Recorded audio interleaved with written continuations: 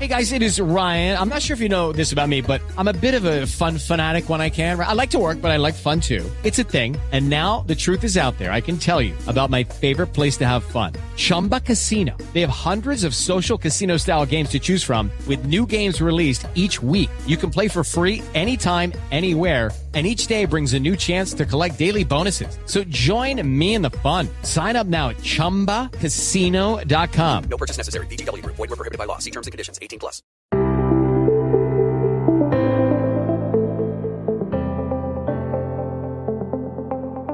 Hello and welcome to the Paddock and the Pavilion. After two pods covering England's tour of India with Simon Finch, the Barmy Army trumpeter, and former England player Dennis Amiss, do check them out if you haven't already done so. We are back to the turf today with Harry Herbert, the charismatic chairman and managing director of Highclere Thoroughbred Racing. Harry talks about how he set up Highclere Racing and how he and his team manage Europe's leading racehorse syndication company. We focus on the journey of Highclere's first domestic classic winner, Cachet, the 2022 1,000 guineas winner, who was sold for 2.2 million guineas at Tattersalls Sceptre sessions in December 2023. We even have a bit of cricket, as Harry recalls the day in 1994 when his father's team, the Earl of Carnarvon's 11, hosted the South African team in a momentous match at the Highclere Castle ground. A perfect episode for possibly the only podcast which covers cricket and horse racing. Hello, Harry. It's an absolute pleasure to welcome you to the Paddock and the Pavilion. Thanks, Stephen. You're very good to have me. Well, on today's show, I want to find out more about Highclere Thoroughbred Racing, your former filly Cachet's incredible journey, along with your love of horse racing and cricket, a perfect guest for the podcast. Well, I love cricket, but I wish I'd been a better cricketer. But no, they're two great loves, but horse racing has been my career for many moons now. But to begin, let's take you back to the 5th of December, 2023. How were you feeling when Cachet went into the ring at Park Paddock's Tattersalls? Do you know, it was an extraordinarily emotional time. I was standing, we had quite a number of our share owners there, and she was part of a 20-share syndicate. I think they'd each put in about £6,000, for their share. We paid 60,000 guineas for the filly. Jake Warren absolutely mad about her at the breeze ups, and here we were with one of the most exciting, lots of the Sceptre session. And about to, it's hard to explain. It's sort of, I didn't expect to get emotional. I mean, I often get emotional with sort of, as everyone knows, I'm the first to blood when Paul Savas wins a big race, especially when she won the 1,000 guineas. But this was a sort of end game for Cachet, and this packed auditorium, packed outside, great expectancy, and all the people that had been involved with her, were there, from obviously George Bowie and some of his team, the stud team at Highclere, where she'd been prepared for the sale, and share owners. It was very emotional, and very exciting. But she went in there, and like all sales, you never quite know what's going to happen. But we thought, well, she's definitely not going to make less than $1 million, so we're going to reserve her at that sort of figure. And then we'll go from there and see what the market decrees. So the fact that she made 2.2 million was absolutely fantastic, and we're chuffed to bits. And we had a dinner afterwards at Tats in the Red Room there, and celebrations, and closing another chapter, and a very exciting chapter for that particular syndicate. So the filly was calm in the ring with all that crowd, but you were nervous. Very nervous, very, very nervous. It's bad enough when you're trying to buy them. I mean, it is, Stephen, when she went through the ring, and we were trying to buy her, and she sort of crept to 60,000, and I was thinking, I'm not sure how much further we're going to go, and we managed to get her for that figure, and then we found out that George Bowie was underbidder, I think for Nick Bradley, and So it was a great relief. We thought, well, we should send her to George, because George is, was admirers of, and I knew him when he was assistant to Hugo Palmer, and I was working with Al Shakab, and always very impressive to me then. And then this was an opportunity to send what looked to be a really nice filly, albeit by a first season sire and not the greatest pedigree in the world, but a beautiful filly that had breezed really well. Jake Warren's got a terrific eye for these breeze up horses, and it's not just the time they do as they pass the post. It's also he really studies what they call the gallop out, that sort of furlong, half furlong to a furlong past the post, and see how much gas they've got left in the tank. So he was absolutely not going to leave the sale without buying Cachet, and so that was it was nerve-wracking then. It was nerve-wracking when she went round the ring and round and round and round. When they make 2.2 million, it takes a long time to sell them, but once you get to a certain point, you can enjoy it, and just sort of lap up that extraordinary theatre that Tattersalls produces. Well, she was one of 10 lots to sell for over 1 million guineas in the Sceptre Sessions, the second year of the Sceptre Sessions. And before I ask you for your thoughts on the Sceptre Sessions, we're just going to hear a clip from bloodstock executive Freddie McKibbon from Tattersalls. How did the Sceptre Sessions, as part of the annual December Mares Sale, come about? The first one being in 2022.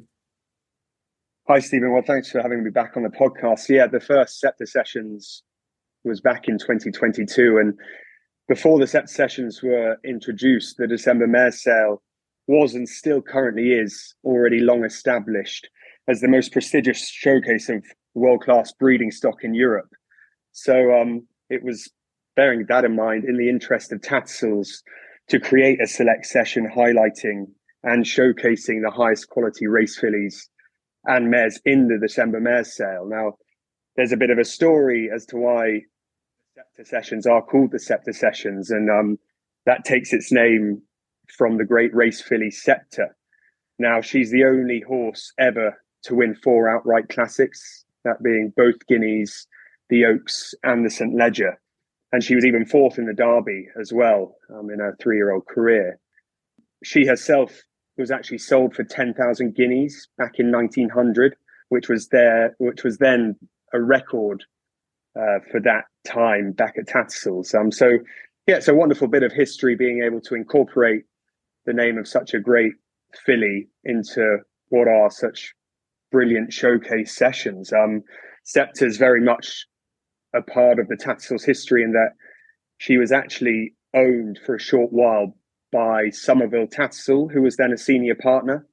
So it links back wonderfully to the history of Tattersalls. You had a brilliant start in 2022 with Alcohol Free selling for 5.4 million and Saffron Beach 3.6 million guineas. How would you compare 2023? Well, 2022 was brilliant on all fronts because the December Mares Sale as a whole was a record-breaking year, which the Sceptre Sessions contributed to.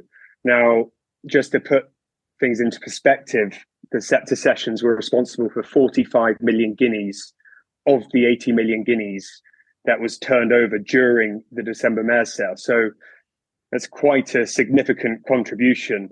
The Sceptre Sessions in 2022 averaged 640,000 guineas as well. And as you alluded to, we had Alcohol Free make 5.4 million. We had Saffron Beach make 3.6 million.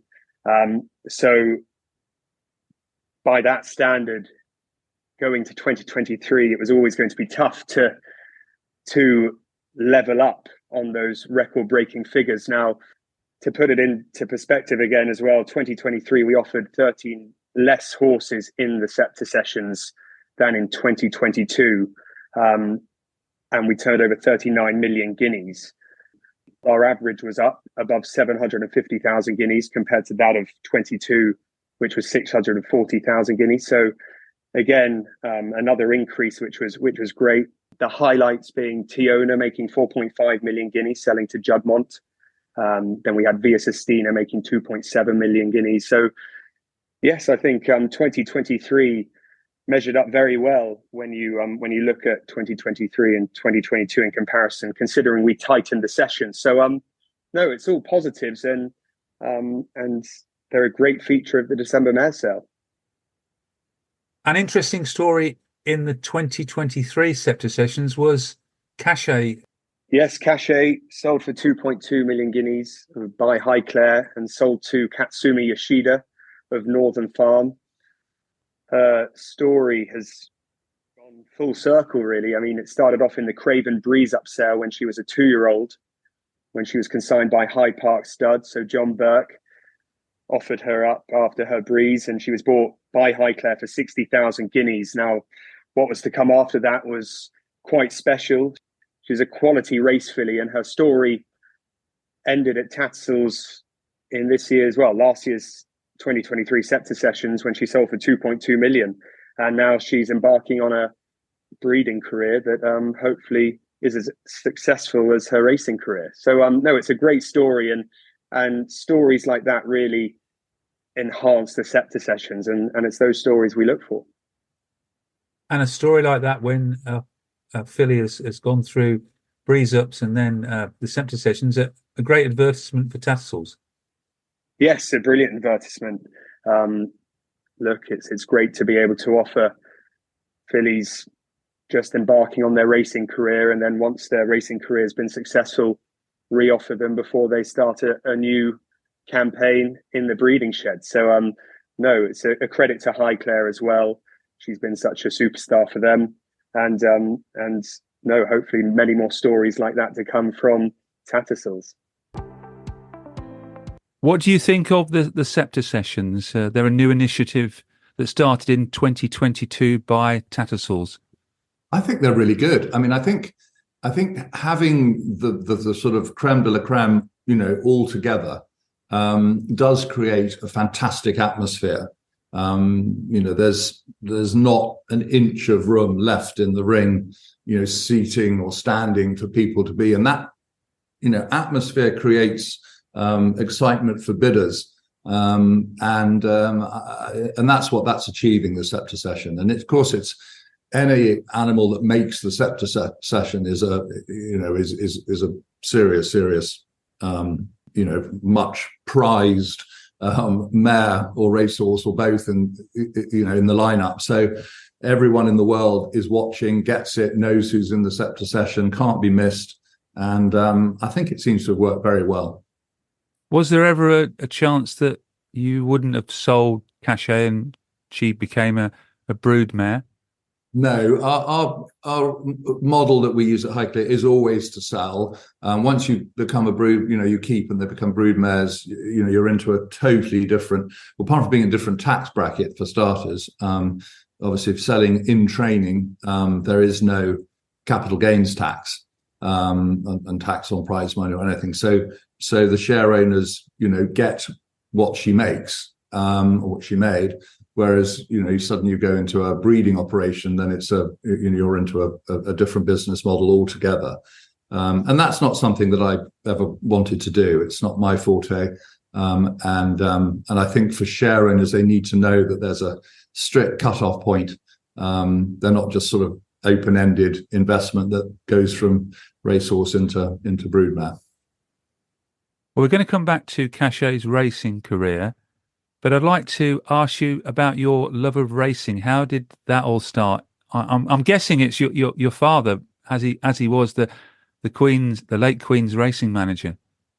Very, very much so. I mean, to be honest, I rather rebelled against it for years. The last thing in the world I was going to do was get into racing, and the mood of the house, just went sort of up and down depending on how well or otherwise my dad's horses were doing, or indeed the Queen's horses were doing. And, to me, it was just so boring. And I didn't ride, gave up when I was 10, terrified by a very scary lady at the pony club. And horses were not going to be my thing. Acting is what I wanted to do. And so I went into the city to lick sort of stamps and half, get some little tiny bit of income to pay my way to try and be an actor, which sadly didn't work. But when I was 20 or thereabouts, 2021, it was a bit like a dormant gene. It began to wake up, and I began following my dad's horses and the Queen's horses, because I was working in a general office of a stockbrokers called Rowan Pittman. The lads and I, we all used to go out to the bookies at lunchtime, and we'd be checking the form, and I suddenly just became obsessed with the whole thing of form and trying to work out what was what, and I never really looked back from there. My sister, we're all great friends with Steve Cawthon, and I remember having dinner with Steve, and he said, "I don't know why you didn't, Harry, use your American passport, your dual nationality." My mother, she was American. He said, "Why didn't you head off to Kentucky and work in the racing industry, because you're obviously obsessed with it, that way you're not going to be daddy's boy here," which was a perfectly fair point, and something which, I did want to make my own way versus, my dad obviously was very well known in the industry. So that's what I did. I moved about 1982, I think. I moved off to Lexington, Kentucky, worked for a company called Bloodstock Research, which was a computer company specializing in pedigrees. I would have known how to turn on a computer, but it was... you didn't. It was more about people sending in their mares and or the name of their mares, and you'd run it through the computer and find out the best nicks, best stallion bloodlines you could breed that particular mare to. And then the only thing I really learnt at school, according to my headmaster when I left, was how to write a letter. And it seems that being able to write a letter was something which stood me in good stead, as various famous people in Kentucky at the time, like Nelson Bunker Hunt and, the Claiborne team and Spendthrift team, the Hancocks, all sorts, seemed to, have a good old laugh at my very flowery letters, and wanted to get to, meet me and talk more about the whole process. And I just loved it, and then was hired away by a guy called Barry Weisborn, to work for a Matchmaker, which was a company which specialized in trading stallion shares and stallion nominations, and that was my my really big break in life, sort of thing, with regard to my work, was working for this lovely guy Barry Weisborn, who's such an inspiration and great forward thinker in the industry, and he gave one confidence to to feel like you could do anything you want, and to think laterally and freely and come up with new ideas. And, I loved working for him. It was a really special time. So after 4 years or so, I knew exactly what I wanted to do, which was to come back and start a multiple ownership company. I'd seen it work in America with a company called Dogwood Farms, a guy called Cock Campbell. And that was my obsession, was to come back and as quickly as I could and try and start this before anyone else had the same sort of idea. So that's how Highclere came to start. And when you were in America, you observed a lot more syndication ownership in that country. Well, not a lot more. I mean, it was happening, but it was syndicates and syndication was quite a dirty word. There was plenty of sort of dodgy operators around, and some of the stud farms were doing it and overinflating, syndicating their yearlings for inflated prices, and there just wasn't the legal and financial structure to make it a proper job. It was a bit dodgy. So a little bit of the same here. I mean, although very few people were doing it here. The lovely Henry Ponsonby was probably, the first to do it. He would have been before me. And then when I started, I initially did it with Nick Robinson and Michael Smurfit, because I couldn't get backing from the banks to do it on my own. And Nick Robinson loved the idea, formerly a pacemaker, and own pacemaker, and he loved the idea. So did Michael Smurfit. So we started Kennet Valley Thoroughbreds together on the back of the Cartier Million, the first ever £1 million race run in Europe, and of course only open to those yearlings bought at the Goffs Orby sale. So it was a really exciting way to start a syndicate business, because we bought 4 horses. There were only about, 300 or something, 280 that were eligible to run for £1 million. And with John Warren's phenomenal eye, all 4 of his qualified to run. Sadly, one went wrong just before the race, but we ran 3. We started with the favourite, filly called Mr. Muir, who'd won the Lowther at York. And the deal was to sell all the horses by the end of the 2-year-old year. And we finished 2nd, 3rd, and 5th or 6th, I think. So we won something like £300,000 in prize money. The horses sold for many times their purchase price. And Kennet Valley was, syndication, was my life from there on. And then a few years later, sadly, the recession hit, and Nick said that he wanted to cut back. I disagreed with him. I thought it was mad to cut back. It's actually the right time to try and push forward and make racing more affordable for those who were, perhaps struggling to pay all the bills of sole ownership. And so I started Highclere in 1992. So Kennet Valley was 1987, racing in 1988 for the $1 million. And then 1992, Highclere started, and that's been my life ever since. Okay, round 2. Name something that's not boring.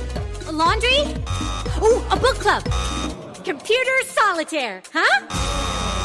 Ah, sorry, we were looking for Chumba Casino. That's right. ChumbaCasino.com has over 100 casino-style games. Join today and play for free for your chance to redeem some serious prizes. ChumbaCasino.com. No purchase necessary. Void where prohibited by law. 18+ terms and conditions apply. See website for details. And for listeners, how does the syndicate work in Highclere, and how many horses have you got? So when I started it, Stephen, I wanted it to be I wanted to create the best communication possible. I wanted to try and get sole ownership and multiple ownership as close as you could possibly get them. And that meant really being, obsessive with the whole communication scenario and acting as personal racing manager to each of my share owners.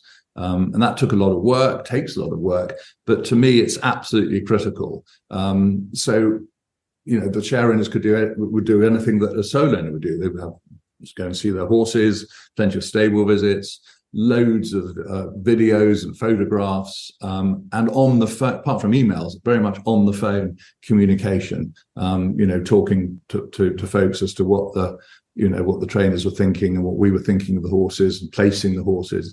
So it started with that, and I think we've refined that year on year to try and, if possible, to continue to improve that communication process. And then for it to be very clear, really, that, a syndicate in those days was 2 horses, normally 20 shares. We do 1 12-share syndicate every year. But nowadays, it's very much 1 horse.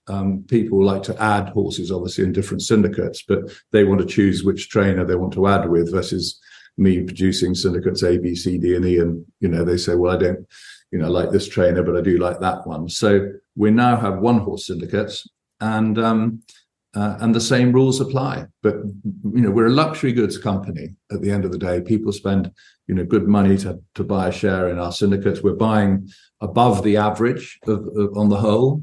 So we're buying, around the 100,000 guinea plus average. This last year, we bought a couple for 240,000, a Wootton Bassett colt and a Wootton Bassett filly. Each cost 240. Beautiful horses. And we'd also buy a horse for 50 or 30. We've got a cracking Oasis Dream colt with George Scott this year for the first time, and he bought that Oasis Dream colt at the December sales for 30 grand. So long as it fits the looks, the conformation, movement, and the pedigree is good enough, as long as there ticks in all those boxes, then very happy to buy and syndicate accordingly. So we have about 45 fit horses, flat horses in training, something like that. And we've got about 10 jumpers. But it's about quality is the whole thing with us. It's not so much a quantity thing. At the end of the day, if you're, that means buying probably 17 or 18 yearlings a year, which isn't a lot, having that as your power for 2-year-olds. But it's thanks to the keen eye of John Warren and now of his son, my nephew Jake Warren, we've been very fortunate in racing very good horses consistently, sort of year on year. So that's the big thing. It's trying to set out your stall for our owners to have a best chance possible of racing at the highest level, the Royal Ascots or classic level. We're fortunate enough to win classic races. We're fortunate enough to have horses like Harbinger, who was the highest rated horse in the world. Actually, Equinox was given the same rating as Harbinger, which brought I picked up that you've mentioned obviously that Jake and John have bought the horses, but I believe that Harbinger was almost a purchase of yours. Well, I could tell my brother-in-law John was absolutely mad about. Well, of course I was too. But when John was excited about a yearling, he let one know. He'd get sweaty palms, he'd almost get stomach cramps, he'd get sort of agitated, and so I knew I had to do everything I possibly could to try and buy that horse. And this one, beautifully bred, son of Dan Silly, was rocketed to sort of 150 grand before you could blink. And I think that the most I had in those days was probably near 125, 130 as the top lot, if you like, for my purchases. And we got to, I think, about 175 or 1,000, and Johnny Warren had virtually thrown his catalogue on the ground in dismay. And I said, no, go on, have a bid. And he swung round to me and he said, well, you haven't got the money. And I said, just go ahead and bid. I'll find the money. So he bid, and we bought Harbinger on one bid, which was, incredibly exciting, a bit nerve-wracking for a time. But the share owners in our top syndicate didn't hesitate hearing the story and how much John wanted the horse in anting up the difference. That particular adventure started, and with Sir Michael Stout, didn't race at 2, suddenly began to, flourish at 3, and then became a world champion at 4. And when he won the King George, the 6th and Queen Elizabeth Stakes, it was an extraordinary performance. It really was an extraordinary performance. I mean, he had, 2 Derby winners toiling in his wake, half a second off the track record, won by 11 lengths. It was incredible. And Olivier Pellier, told me in the piece of work when he rode the horse a week or 10 days before, he got off, patted the horse, and said, Harry, he'll win the King George and he'll win the Arc. It might be one of the best horses I've sat on. that was off a piece of work, never alone winning a King George by 11 lengths. So, it was so exciting. And then sold to Japan for a huge amount of money, and 12 share owners, had a massive payday. So do you buy vast majority of your horses at the yearling sales? Yes, we do. Yearling sales, and then we'd buy 2 or 3 at the breeze ups each year. And then we might buy, again, 1 or 2 from trainers who will get in touch and say, look, I haven't sold this yearling or breeze up, and, think he or she's very nice. Do you want to come and have a look? And I'm always happy to come and have a look. I'm very, very happy. And we've had some success, plenty of success doing that over the years. But, I do it sparingly. And again, the animal has to tick all the right boxes. But a good example last year would have been Chic Columbine, trained by George Bowie. He said, I think I've got a nice filly, come and have a look. And, she looked a lovely filly, but very raw and almost backward at the time, but beautiful moving filly. And George said he really liked her. So we bought into her, and she's, winner of 4, and hopefully, running in a listed race in France in about sort of 3 weeks, a month's time. And this year, I think, we'll get her black type, and Those sorts of those sorts of purchases have stood us in pretty good stead over the years. So a little bit of everything, Stephen, to tell you the truth. So long as it's a lovely horse and we've sold enough shares in other syndicates that I'm not taking on too much debt, then we'll give it a go. And you've got a real mix of trainers, as we said, flat and national hunt. I've just written down a few here. You've got Andrew Balding, Sir Mark Prescott, Charlie Johnson, and then on the national hunt side, you've got Nicky Henderson, Dan Skelton. Yeah, we've got Paul Nichols. We're trying to use the best trainers. William Haggis William Haggis and Richard Hannon have trained. I've trained with them for since I started. I think with Richard Senior and Junior, I think it would be something like 35 or 6 years unbroken having horses with them, and some wonderful success. And when I certainly remember starting with William, and he hadn't been training long, and he's a great mate, and he's and we thought that our ambition was to win the Gym Crack, let alone the Derby. And yeah, I think we've won 2 Gym Cracks together, and I think Highclere's won 3 in total. So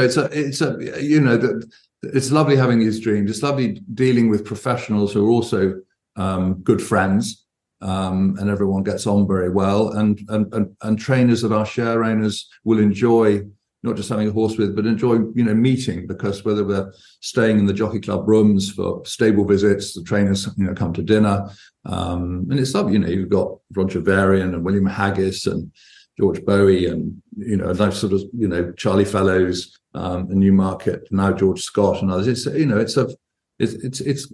a lovely mix, and that's part of the attraction, I think, of syndicate life. Being able to maybe have not just one horse, but have a horse with a number of different trainers and different personalities, different training methods, different places. Where obviously Richard Hannon is very different to training in Newmarket and so on. So we've lovely trainers, and we'd love to have more horses and more trainers, but every horse means trying to find 20 people to take a share. So that's not straightforward, obviously.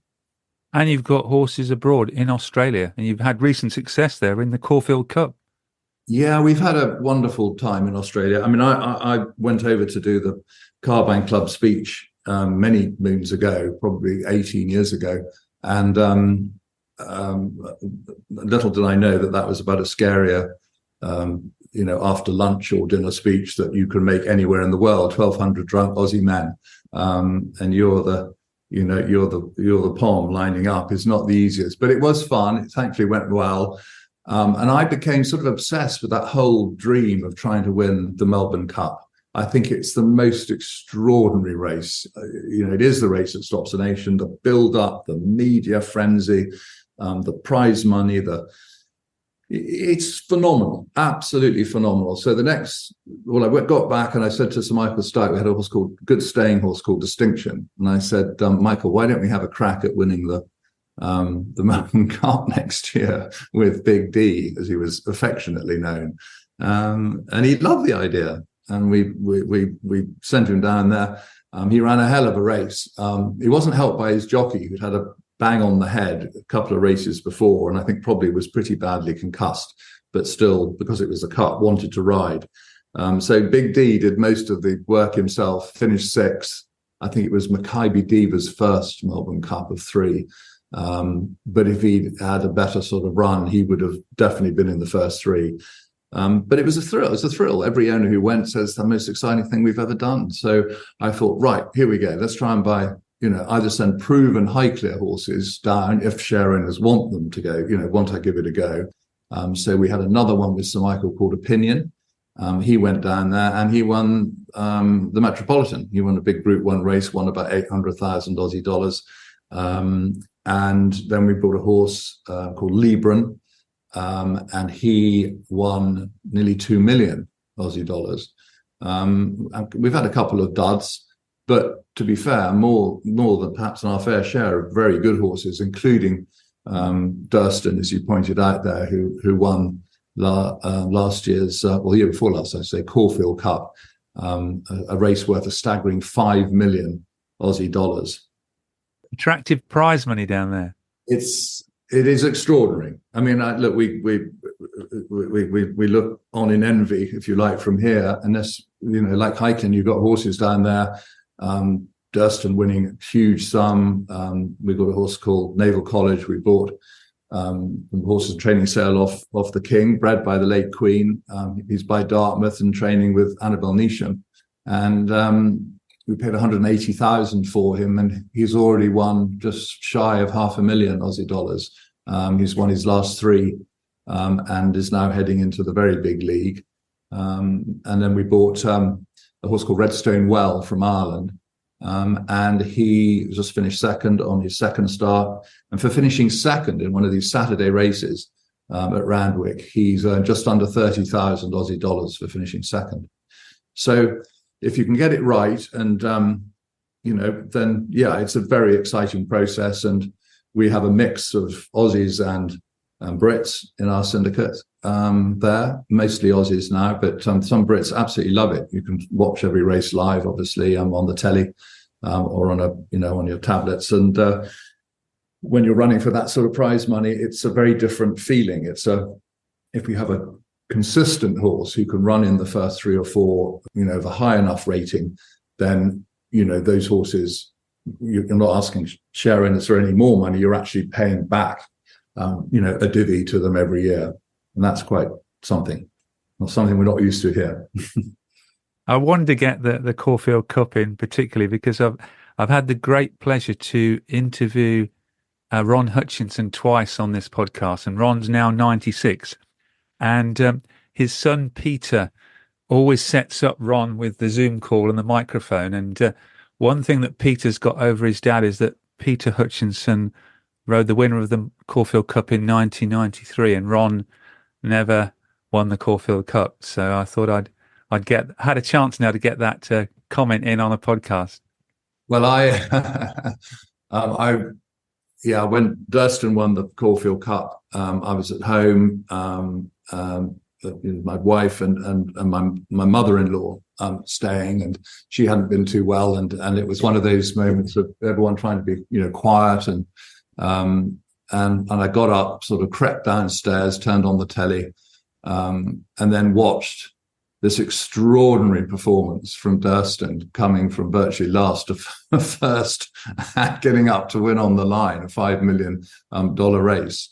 And I feel like a screamer when it comes to watching horses, and if it's one of ours and it's got a chance of winning, I'm very happy to let fly.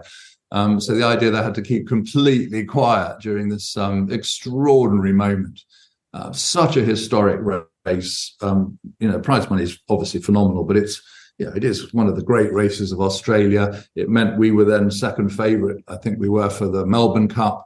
And we're all set, big team going out to the Melbourne Cup.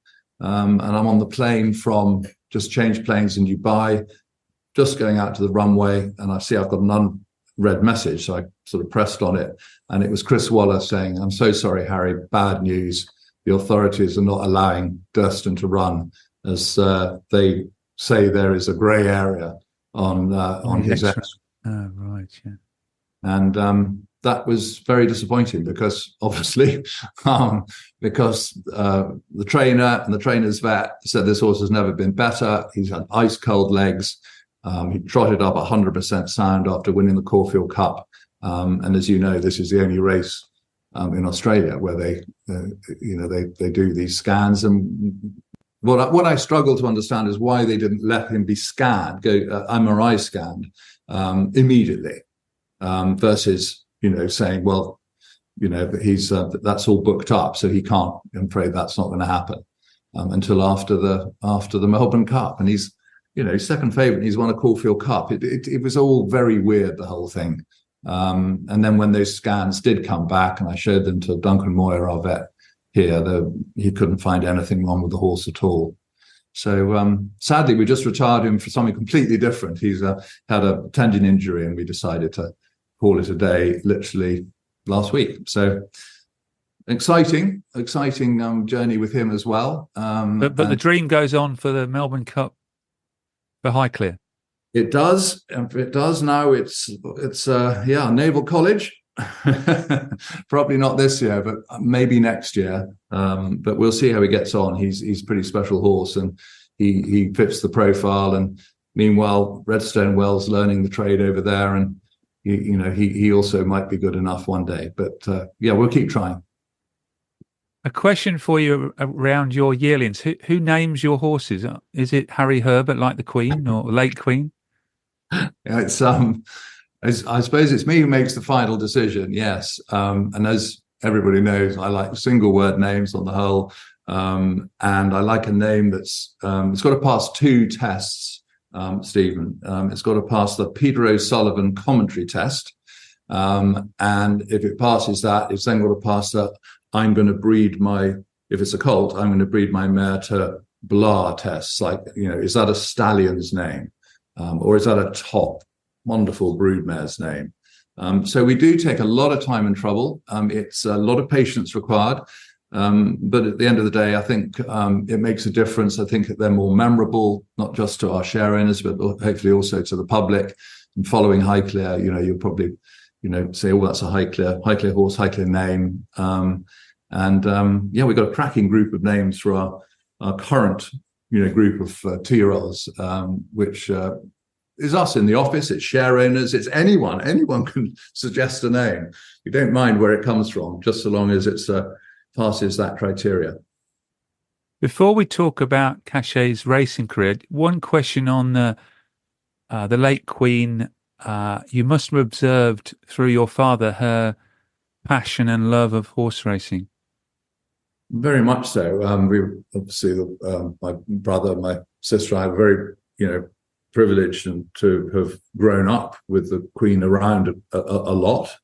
She and my dad were great friends, and obviously with the racing, and she'd come and stay at Milford, where we lived, Milford Lake House, a house on the estate of Highclere, and her passion, was second to none. Her knowledge was second to none, and I think, one of the things that was so sad to my brother-in-law, obviously, that is that he had like my father had all those years, talking to the Queen almost on a daily basis. So my brother-in-law John Warren did after my dad died, and he took on that role. It's a very, very special, very unique relationship. But she was a remarkable woman. She bred some wonderful horses. She loved her racing. She loved the horse. Absolutely passionate about the horse.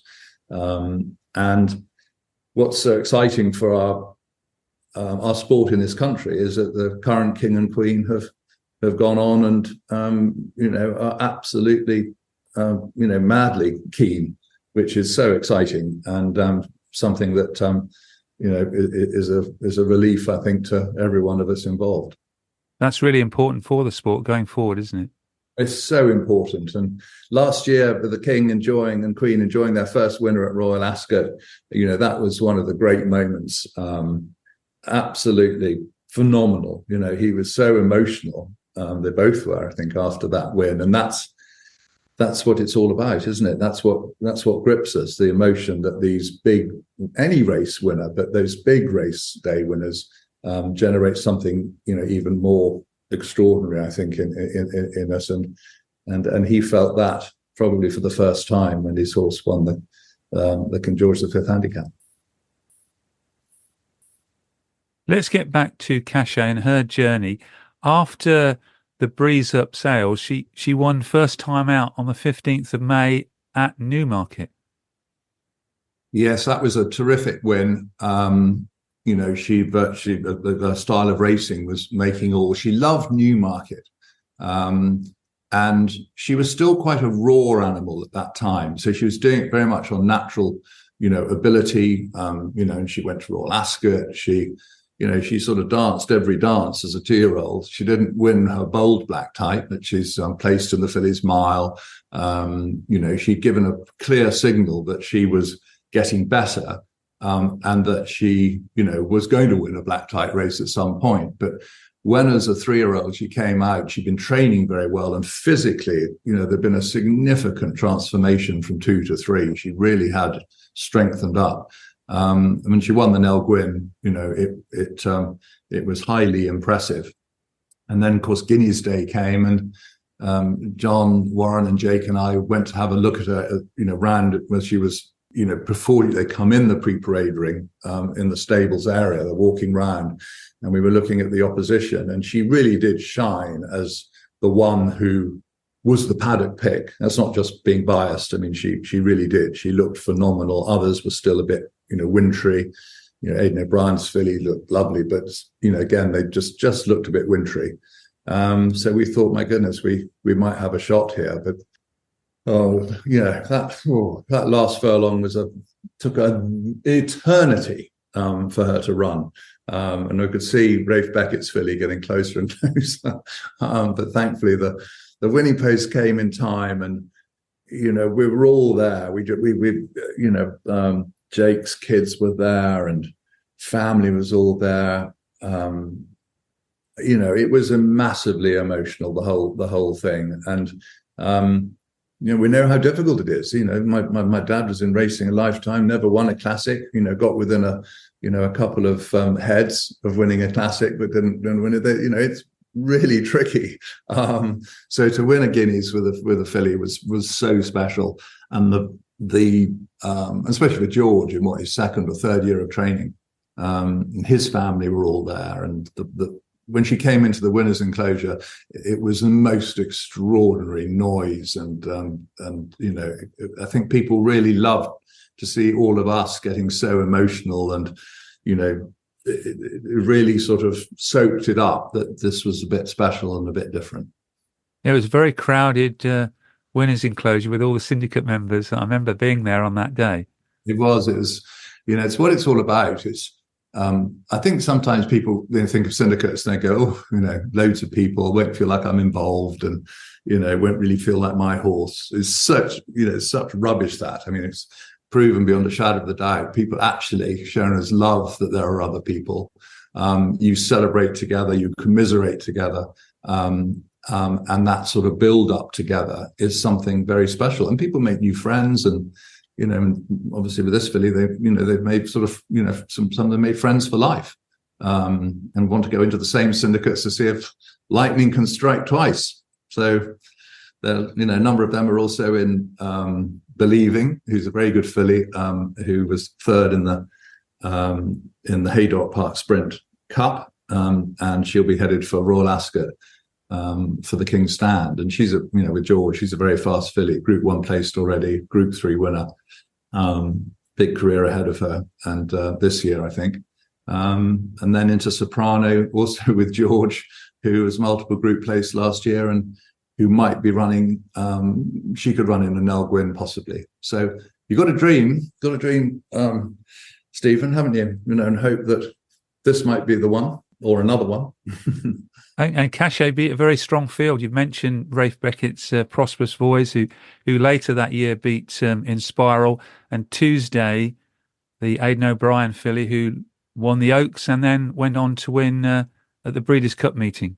Yeah, it was 3 or 4 at least Group 1 winners behind her. It was a very, very good field, and she very nearly backed it up with a win in the French Guineas, in the Pouliche. Had she not stumbled coming out the stalls, I think she would have won actually. But look, she's got beaten ahead in another classic, and then she went to Ascot, Royal Ascot for the coronation. And she didn't run badly, but she wasn't quite the same filly. And James Doyle said at the time, he says, I was in the stalls looking up at the hill ahead where they start the round mile. He said, I was going, this is going to test this filly. So I think that very stiff mile was too much for her. And then she developed a sinus issue, which really sort of effectively finished her career. But we'll never forget that great day at Newmarket.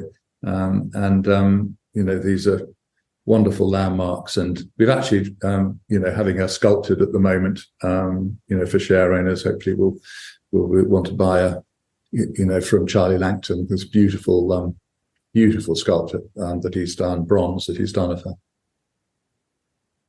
Well, the next subject, we're going to talk about cricket, which I understand you're a big follower. Well, I don't know that I'm a big follower. My dad was super keen. I mean, he really loved cricket. He had his own, we've got a cricket pitch at Highclere. He had his own side, the Earl of Carnarvon 11, and he would play, with friends of his, good cricketers, and obviously some Hampshire cricketers when he could get them, playing against the Eton Ramblers, Harrow Wanderers, Green Jackets, Lords and Commons, Wickhamists, Arabs. It was Isingari, those sorts of well-known clubs that were very competitive, and my dad was very competitive, and that's why people love coming to Highclere to play, because it wasn't just la-di-da country house cricket. It was cricket where it mattered that you try and win, played at a decent level, but with lots of laughs along the way. It was a very good blend, and sadly, my brother and I would just, we were pretty useless at cricket, very much sort of third 11 type merchants. But when it was important for me to help him with the cricket, in helping to run it and play, and it was really exciting. I absolutely loved it, and the weirdest thing is placing former England captains, or taking someone who used to bowl for England off and putting someone else on. I felt a bit of a fraud doing these sorts of things, but I was helped by Colin Ingleby Mackenzie, great former captain of Hampshire and swashbuckler and bon vivant, who was played in most of the matches, and was a very good sort of vice captain, if you like. So which bowlers did you put on to bowl and take off and things like that? I mean, I all things I should be able to remember, but it was, I grew up with people like Ted Dexter, playing. It wasn't Sunday League, I think, in those days. Peter May, Dennis Compton, extraordinary great cricketers who would come down and stay the weekend at home, and then would be giving me a cricket lesson, on the back lawn before, Dexter scored a century. I think most times he played for my dad, and that would get him in great shape and confidence for the test match the following week. So it was fun. It was great fun, and I think, as I say, my dad created a wonderful atmosphere, and folks, wanted to come and play for him, and it was good cricket played at in the right spirit. And on Thursday, the 23rd of June, 1994, at Highclere Castle, the Earl of Carnarvon's 11 played South Africa, the first time South Africa had played in England since 1965, a gap of 29 years. I went to the game myself, and I dug out the brochure the other day. Oh, and fantastic. you were involved in that game. I was very involved. I was helping to market the castle at the time, and we'd done an event for Alfred Dunhill, which was a big clay pigeon shoot, very sort of posh, smart clay pigeon shoot. And there was a dinner in the castle afterwards, and Alfred Dunhill's owned by Richemont, which is owned by Johan Rupert, a well-known, South African, businessman, billionaire. And Johan is I'm 6'6", and Johan's sort of my height and twice as wide. And, he slapped me on the back at the end of the evening. He said, we've had a great day. Next year, he said, we'll do the same thing again. And I went, oh, marvelous, that would be great. And thinking, yes, another piece of business. And then he said, I see you've got a cricket pitch here. And I went, yeah, we do. Yeah, my dad's got a side that I help run, and yeah, it's it's pretty good cricket. And he said, I could have been a professional cricketer. Instead of telling him, Johan, you could have done anything, I said, really? I said, I could have been a professional golfer. And he's not a man to cross, Johan. And he then said, right, he said, my side against your side. We'll do it before the shoot next year. My side against your side, and I will whoop your you-know-what. So he shook hands, virtually crushed my hand. And then 2 weeks later, he called up and he said, "Have you got your side together yet?" And I went, "Oh, come on." I said, "We've got months to worry about that."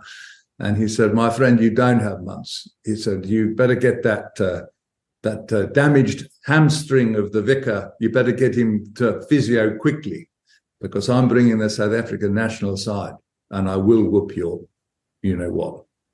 And I thought, I don't believe this. I do not believe this. But I did, because he said, "Your next call," he said, "will be from Ali Bakr. So start looking for a decent side." And bang, the phone went down. So Ali Bakr comes on. And, Ali says, "I don't know who you are. I don't know. I've never heard of Carnarvon. I don't know anything about this Highclere place, and it won't happen. I'm off to Lord's now." So I said, "Okay, well, whatever. I'm just doing what Johan, said what would be happening." So he goes to Lord's, and I think there are people like Dexter or Peter May around the table. And when he says the first item is the first game, and this won't happen, I can't pronounce it, Carnivore or something, this won't happen. And they said, "It certainly will. We played, Ted, how many centuries have you, scored?" And he went, "You've heard of this place?" They said, "Yeah, of course we have. We've all played there. It's a fantastic pitch. And it definitely should happen there. It's normally the Duchess of Norfolk's 11 at Arundel, but let's do something a bit different." So there we go. I met David Gower, and I've read in the paper that he'd been dropped for the Ashes tour, I think it was, and I called him up and I said, "Would you ever come down to the pub and have some lunch? I've got something I'd love to run by you." So he came along, and I said, "Well, I'm really sorry, about the Ashes tour." It was, and he said, "Oh, it's a real pain." So the biggest problem is I'm not going to play against South Africa, because which has been my, obviously been a dream, to play against. And so I said, "Well, that actually is not quite true, because here's the deal. Will you captain my dad's side?" And he just thought I was taking it. He said, "You're telling me the first game out of apartheid for 29 years is going to be at Highclere against your father's 11? I said, "Yep, absolutely, going to happen. And will you captain it?" And he just said, "I'd be honored to. Be amazing." He said, "Well, who do you want on your side?" And I said, "Well, I definitely want Shane Warne." And he just laughed. He said, "You've got to be joking. You're not going to get Shane Warne. He's like sort of, he's the most important, not just most important cricketer in the world right now. He's one of the most important sportsmen. There's no way in the world we're going to get Shane." I said, "Well, let's call him." And he said, "I'll tell you what, you call him. Here's his number. And you call him, say I've given you the number, you've given him the number, and just instinct tells me it might be a better way of doing it." So I did. He couldn't have been nicer. He said, "Yeah, I'll be doing a Nike ad in America." So he said, "You pay my way around, first class return trip." He said, "I'd love to." And he said, "And make sure it's fun." He said, "Don't make it boring, mate." I said, "It will not be boring. It will be great fun. And thank you very much, Shane. We'll be in touch." And we went from there, Carl Hooper and some of the other, I can't remember the other players we got. Courtney Walsh played, I looked up, and Chris Broad played. Yeah, that's right. It was an extraordinary moment. I mean, I think it was probably about a month or 6 weeks before the game when Johan called up and was a bit blunt, saying, "I want you in my office tomorrow morning. I need to have a very urgent talk to you." I went, "Oh Lord!" So I thought maybe it's been cancelled. So I go in and he says to me, sort of, he said, "Don't embarrass me. You're not going to embarrass me, are you? And, with this game of cricket, have you got some useless side against, we are a very good side, South Africa." So I said to him, "Well, don't you embarrass my father with your side." And his sort of secretaries ran for the door. No one talks to Johan like this. And he smiled and he said, "Okay, so who is on your side that I should be so scared of?" And I said, "Okay, here's the deal." I said, and I went through David Gower will captain the side. No, you've not got David Gower. I said, yeah. Oh, I said, and Shane Warne will be flying over from Australia. no, now you're taking the, you know what. I said, no, I'm not. No, he's coming. And I went, boomity, boomity, boom. Oh, I said, and by the way, the Queen's coming, the Duke of Edinburgh's coming, and the Prime Minister's coming. So I assume that you've sorted President Mandela. He was sort of man down. It was like sort of watching a big heavyweight boxer slump to the floor. The Queen did come, as you know, and the Duke of Edinburgh came. The Prime Minister couldn't for various reasons. He loved cricket, John Major, but he couldn't make it. And it was played under the clear blue skies. And Steve, you remember when that coach arrived, the South African coach, and the players got off it, and you're looking at the fittest, hardest group of players you could possibly see.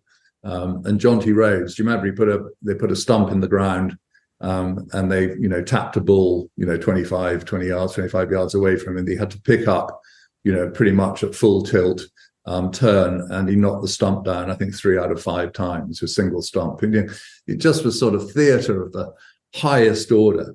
And it was special, very special. Those pictures of the Queen beating both teams, Kepler Wessels captaining, Hansi Cronje, what the tragedy that became of him, and wonderful dinner in the castle afterwards, which was very special. I think the management, the South African management, were really struggling to get their players back home and prepared for I think the first pro game was against Kent, but it was very special, and all thanks to Johan Rupert, and who's a good friend, Johan. And every time we see one another, we talk about this game and what happened, and how how utterly memorable and appropriate it was, really, to have the Queen and Duke of Edinburgh, there to witness it. Yeah, the Earl of Carnarvon's 11, 223. South Africa 224 for 3. Jonty Rhodes got a century, and Kepler 68. So the South African team winning by 7 wickets. You ought to try and get another one of those games at Highclere Castle. It would be fantastic. It'd be up to my brother runs it all now, so it'd be up to him to sort that. I'm not involved, but you never know. You just never know. It's such a beautiful. It's such a beautiful pitch, and ground, and it passed all the tests, all the inspections for the wicket, and then it just looked so picturesque that day.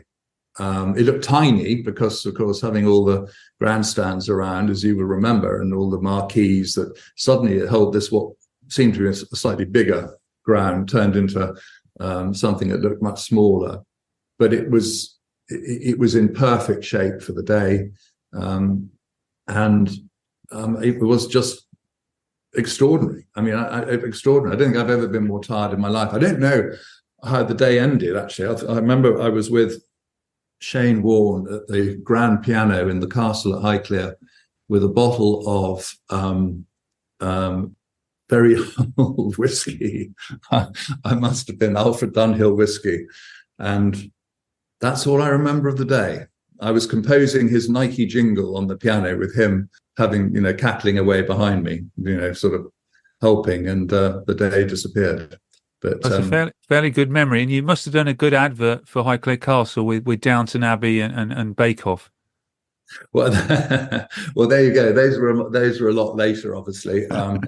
It was very much the time, yes, of getting more of that sort of scenario for Highclere, and movies, and Eyes Wide Shut was part of that. Was filmed there with Tom Cruise and Nicole Kidman and other movies, and but obviously the Downton Abbey that my brother and sister-in-law got through with Julian Fellows was totally transformed the place, and great credit to them. Fantastic to have got that which is a world-renowned show, which brings in obviously an awful lot of visitors every year.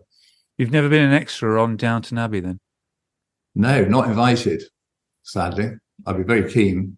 I wanted to be, you thought I could have been an extra in one of these sorts of things, sort of No, my career took a different path, Stephen. So I'm very happy where the path I took. But that brings back really terrific memories. I think you were one of very few people who were there. I don't know how many there, probably 5,000, 4,000, something like that were there on the day. Those that were there, I think, witnessed a very important bit of history. So 2024 for Highclere Thoroughbred Racing. Any chance of classic success this year? A Derby runner? Possible. Dreams are, at the time of talking right now, very much alive. We've got. I've always sort of given such stick for my hope. So we've got a very good horse with Roger Varian called Defiance, who won his debut at Sandown. We then ran him in the Royal Lodge. Not something that Roger wanted to do at that particular time, but was something that I thought, well, let's see where we stand with him. And he ran a hell of a race. He probably finished 6th or 7th, but he travelled into the race like a good horse, and proved that he was going to be a middle distance horse, to go places this year as a 3-year-old. And physically, he's transformed himself from 2 to 3. He's a very exciting colt. So I hope that he'll be something. Soprano with George Bowie, lovely 3-year-old filly, multiple group placed as a 2-year-old. I think she's very good, and she's quite a big filly. She should improve significantly this year. Could go for the Nell Gwyn, as I said earlier, but she's certainly one to watch. And then, there's there's some nice horses, horses that are either very lightly raced that hopefully will bubble up. And as I said, Believing, very, very fast filly.